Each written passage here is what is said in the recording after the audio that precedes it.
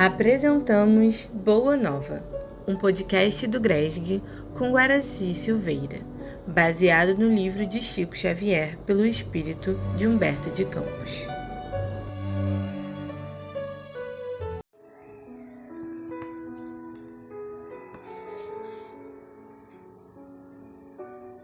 Prezados irmãos e irmãs, estamos estudando o livro Boa Nova, que foi psicografado pelo Francisco Cândido Xavier. O espírito que o ditou foi Humberto de Campos.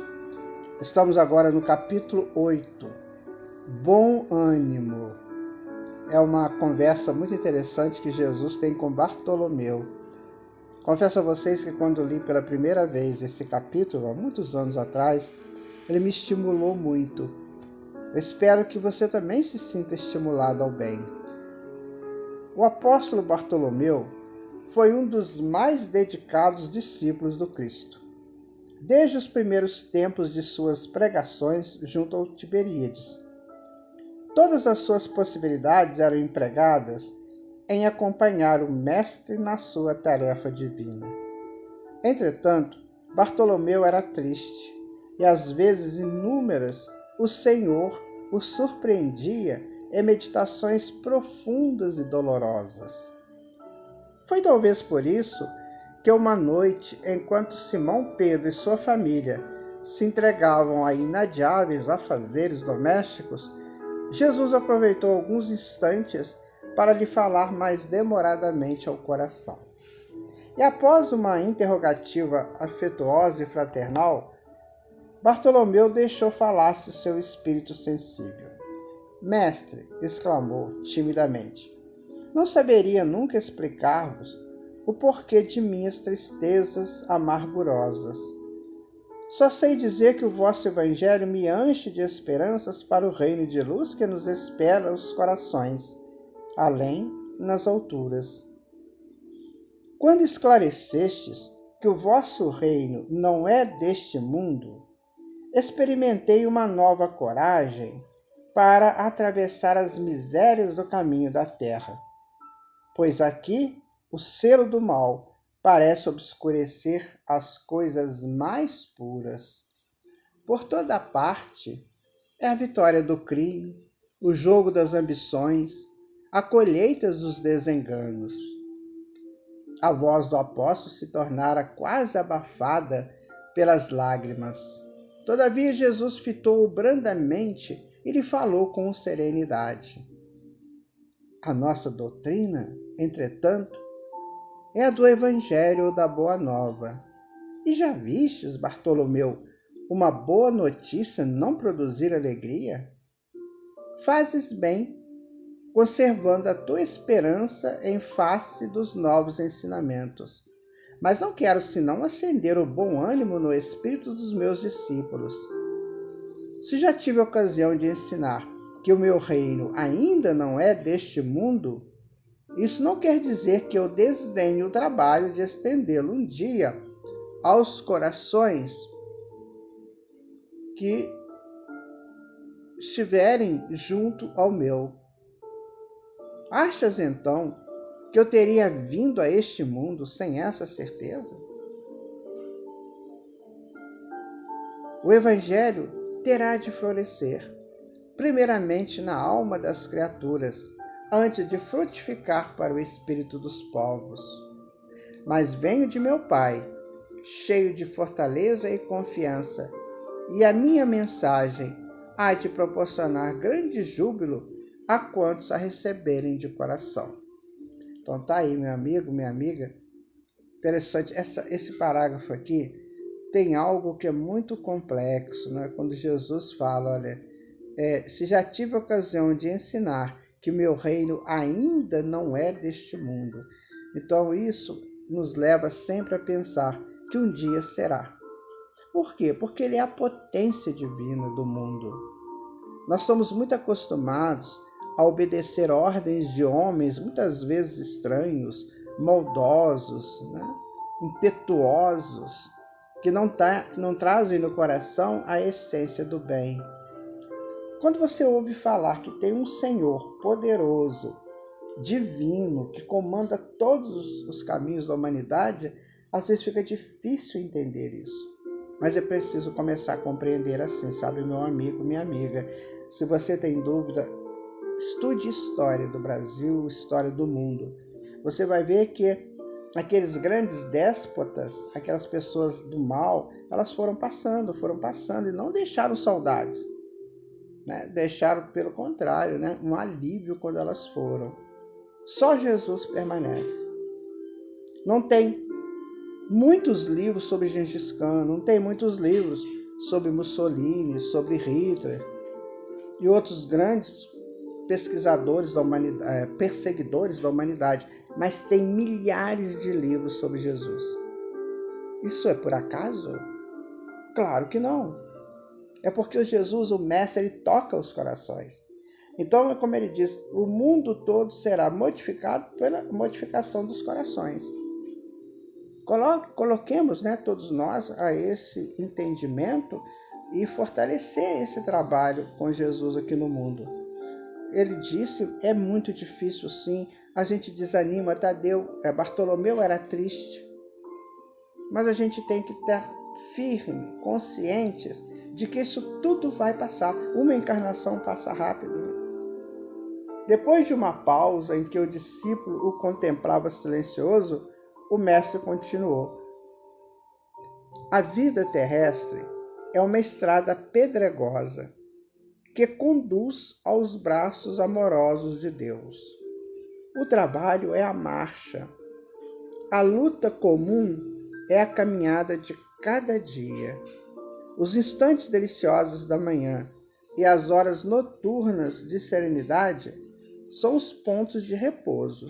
Mas ouve-me bem, na atividade ou no descanso físico, a oportunidade de uma hora, de uma leve ação, de uma palavra humilde, é o convite de nosso Pai para que semeemos as suas bênçãos sacrossantas. Em geral, os homens abusam desse ensejo precioso para anteporem a sua vontade imperfeita aos desígnios superiores, perturbando a própria marcha. Daí resultam as mais ásperas jornadas obrigatórias para a retificação das faltas cometidas e muitas vezes infrutíferos labores. Em vista destas razões, observemos que os viajores da terra estão sempre desalentados. Na obcecação de sua vontade própria, ferem a fronte nas pedras da estrada, cerram os ouvidos à realidade espiritual, vendam os olhos com a sombra da rebeldia e passam em lágrimas, em desesperadas imprecações e amargurados gemidos, sem enxergarem a fonte cristalina, a estrela cariciosa do céu, o perfume da flor, a palavra de um amigo, a claridade das experiências que Deus espalhou para a sua jornada em todos os aspectos do mundo. E aí houve um pequeno intervalo nas considerações afetuosas, depois do que, sem mesmo perceber inteiramente o alcance de suas palavras, Dom Bartolomeu interrogou: Mestre, os vossos esclarecimentos dissipam os meus pesares, mas o Evangelho exige de nós a fortaleza permanente? Então Jesus dá uma resposta tão interessante, meus amigos, que muitas vezes desaba, né?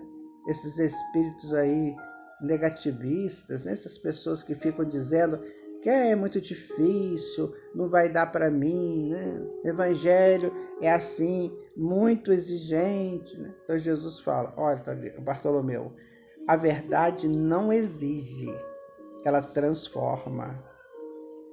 O Evangelho não poderia reclamar estados especiais de seus discípulos, porém é preciso considerar que a alegria, a coragem e a esperança devem ser traços constantes de suas atividades em cada dia. Por que nos firmarmos no pesadelo de uma hora, se conhecemos a realidade gloriosa da eternidade com nosso Pai? Isso é muito interessante porque nós temos a vida infinita, né? E será vivida com Deus. Gradativamente, nós vamos chegando a essa conclusão. Então, para que eu fico preso a um probleminha do dia de hoje, ou dessa encarnação, ou de alguns anos, se o meu caminho é um caminho livre para viver com Deus? É preciso, sabe, meu amigo, minha amiga, começar a pensar assim, viver com Deus, porque Ele é o nosso Criador. Enquanto nós estivermos buscando prazeres do mundo e nos envolvendo cruelmente com eles, é claro que nós não vamos entender esse Deus. Porque Deus está acima dessas coisas daqui. Aqui a gente vai usar só o que for necessário, estritamente o necessário, porque o nosso objetivo deve ser sempre essa comunhão com o Pai, em algum momento, a partir de algum instante. Procuremos pensar assim, que pode ser muito, muito diferente. E quando os negócios do mundo nos são adversos? E quando tudo parece em luta contra nós? Perguntou o pescador Bartolomeu de olhar inquieto. Jesus, todavia, como se percebesse inteiramente a finalidade das suas perguntas, esclareceu com bondade. Qual é o melhor negócio do mundo, Bartolomeu? Será a aventura que se efetua a peso de ouro, muitas vezes amordaçando seu coração e a consciência para aumentar as preocupações da vida material?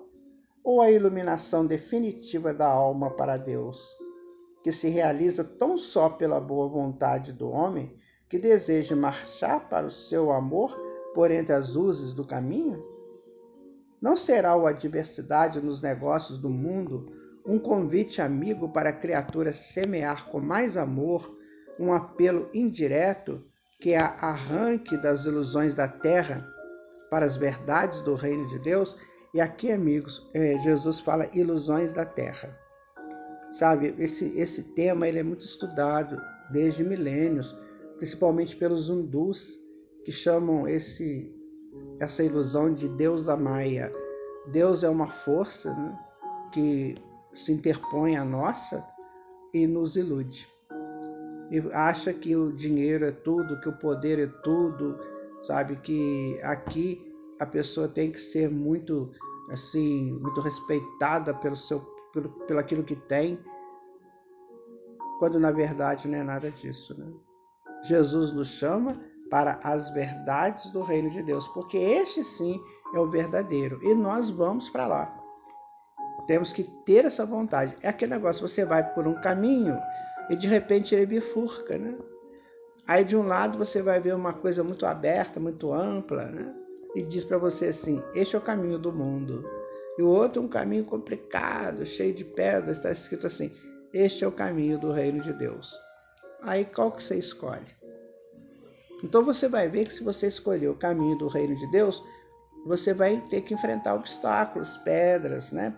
Galhos muito espessos, atrapalhando a sua caminhada, mas lá na frente isso muda. E o outro, ao contrário, ele começa muito amplo e vai estreitando. Então, isso aí são símbolos, né? E nós precisamos dos símbolos. Os símbolos, eles trazem para nós uma identificação mental do que precisamos saber, como diz Jung. Então, vamos pensar assim seriamente, vamos começar a estabelecer uma decodificação dos símbolos, que aí vamos conseguir. O símbolo é uma ferramenta muito grande para a mente humana, muito profunda, né? Muito interessante. Bartolomeu guardou aquela resposta no coração, não todavia sem experimentar certa estranheza, e logo lembrando-se de que sua genitora partira havia pouco tempo para a sombra do túmulo, interpelou ainda ansioso. Mestre, não será justificável a tristeza quando perdemos um ente amado? Muita gente fica de luto, né? Eu tenho muito falado sobre isso. Cuidado com esses lutos. Isso aí é uma armadilha da mente para você se fazer de coitadinho e de extremamente necessitado ou necessitada, né? Então Jesus vai falar para Bartolomeu, mas quem estará perdido se Deus é o Pai de todos nós? Se os que estão sepultados no lodo dos crimes onde vislumbrar um dia a alvorada da redenção? Por que lamentarmos em desespero o amigo que partiu ao chamado do Todo-Poderoso? A morte do corpo abre as portas de um mundo novo para a alma. Ninguém fica verdadeiramente órfão sobre a terra. Como nenhum ser está abandonado, porque tudo é de Deus e todos somos seus filhos. Eis porque todo discípulo do Evangelho tem de ser um semeador de paz e de alegria. Aí eu pergunto, você está sendo assim? Tem muita dificuldade? Tem, mas acima de tudo nós temos que ter essa confiança em Deus, né? Que isso vai nos dar essa paz e essa alegria. Jesus entrou em silêncio, como se houvera terminado a sua exposição judiciosa e serena. E pois que a hora já ia adiantado, Bartolomeu se despediu. O olhar do mestre oferecia ao seu, naquela noite, uma luz mais doce e mais brilhante. Suas mãos lhe tocaram os ombros levemente, deixando-lhe uma sensação salutar e desconhecida. Embora nascido em Caná da Galileia, Bartolomeu residia então em Dalmanuta, para onde se dirigiu, meditando gravemente nas lições que havia recebido. A noite pareceu-lhe formosa como nunca. No alto, as estrelas se lhe afiguravam as luzes gloriosas do palácio de Deus, à espera de suas criaturas, com hinos de alegria. As águas do Genezaré, aos seus olhos, estavam mais plácidas e felizes. Os ventos brandos lhe sussurravam ao entendimento cariciosas inspirações, como um correio delicado que chegasse do céu. Bartolomeu começou a recordar as razões de suas tristezas intraduzíveis, mas, com surpresa, não mais as encontrou no coração. Lembrava-se de haver perdido a afetuosa genitora. Refletiu, porém, com mais amplitude quanto aos desígnios da providência divina. Deus não lhe era pai e mãe nos céus? Recordou os contratempos da vida e ponderou que seus irmãos, pelo sangue, o aborreciam e caluniavam. Entretanto, Jesus não lhe era um irmão generoso e sincero? Passou em revista os insucessos materiais. Contudo, que eram as suas pescarias ou as avarezas dos negociantes de Betsaida e de Cafarnaum, comparados à luz do reino de Deus que ele trabalhava por edificar no coração? Aí está, meu amigo, a reforma íntima tão propalada, né? Tem que partir de cada um nas reflexões profundas. Bartolomeu fez essas reflexões. Então a mãe partiu, mas tinha Deus, né? Os amigos, as pessoas tentavam ludibriar nos negócios, né? Mas ele estava buscando outra coisa, estava buscando edificar o reino de Deus nos corações, e não migalhas, centavos a mais ou a menos. Chegou a casa pela madrugada. Ao longe, os primeiros clarões do sol lhe pareciam mensageiros ao conforto celestial. O canto das aves ecoava em seu espírito como notas harmoniosas de profunda alegria.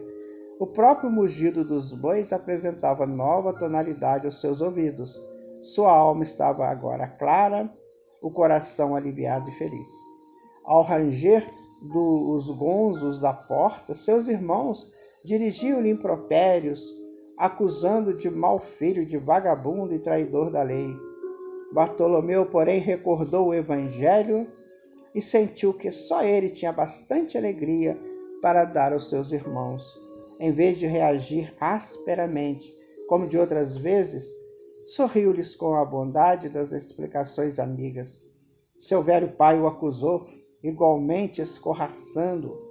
O apóstolo, no entanto, achou natural. Seu pai não conhecia Jesus e ele o conhecia. Não conseguindo esclarecê-los, guardou os bens do silêncio e achou-se na posse de uma alegria nova. Depois de repousar alguns momentos, tomou as suas redes velhas e demandou sua barca. Teve para todos os companheiros de serviço uma frase consoladora e amiga. O lago como que estava mais acolhedor e mais belo. Seus camaradas de trabalho mais delicados e acessíveis. De tarde não questionou com os comerciantes, enchendo-os, aliás, o espírito de boas palavras e de atitudes cativantes e educativas. Bartolomeu havia convertido todos os desalentos num cântico de alegria, ao sopro regenerador dos ensinamentos do Cristo. Todos os observaram com admiração, exceto Jesus, que conhecia com júbilo a nova atitude mental do seu discípulo. Então, meu amigo, quando você encontra de fato Jesus, tudo isso vai acontecer. Tudo isso acontece. Preste atenção. No sábado seguinte, o mestre demandou às margens do lago, cercado de seus numerosos seguidores. Ali aglomeravam-se homens e mulheres do povo, judeus e funcionários de Antipas, a par do grande número de soldados romanos. Jesus começou a pregar a Boa Nova e, a certa altura, contou, conforme a narrativa de Mateus, que o reino de Deus é semelhante a um tesouro que, oculto no campo, foi achado e escondido por um homem que, movido de gozo, vendeu tudo o que possuía e comprou aquele campo. Nesse instante, o olhar do mestre pousou sobre Bartolomeu, que o contemplava, embevecido. A luz branda de seus olhos generosos penetrou fundo no íntimo do apóstolo pela ternura que evidenciava, e o pescador humilde compreendeu a delicada alusão do ensinamento, experimentando a alma leve e satisfeita, depois de haver alijado todas as vaidades de que ainda se não desfizera, para adquirir o tesouro divino no campo infinito da vida. Enviando a Jesus um olhar de amor e reconhecimento, Bartolomeu limpou uma lágrima. Era a primeira vez que chorava de alegria. O pescador de Dalmanuta aderira para sempre os eternos júbilos do reino. Então, meu amigo, minha amiga, que página linda. Meditemos sobre ela. Muita paz, meu irmão, minha irmã. Fique com Deus.